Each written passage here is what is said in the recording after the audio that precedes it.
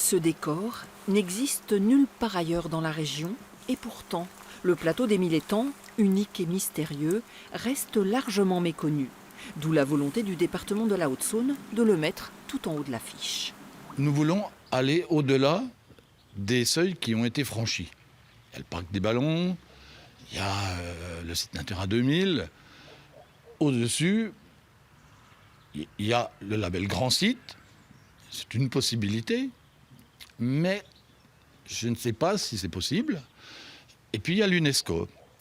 Et donc, nous viserons le plus loin possible avec la patience. Pendant plus d'un an, 13 universitaires franc-comtois et lorrains ont planché sur ce qu'est réellement le plateau des Mille Étangs. Pendant longtemps, on a pensé que les frontières, que les limites géographiques étaient le résultat de limites naturelles. Des géographes, des agronomes, des spécialistes de l'environnement ont étudié le site d'origine glaciaire, mais aussi son histoire économique et humaine, loin des mythes et légendes, quelquefois colportés dans ce territoire si particulier.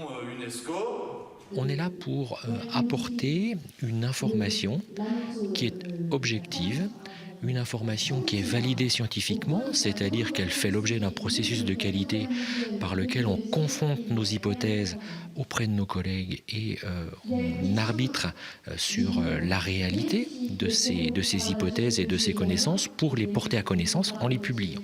Et à voir la salle comble, on comprend que l'avenir de ce territoire en déclin depuis plusieurs décennies préoccupe ses habitants, longtemps réticents à une ouverture au monde.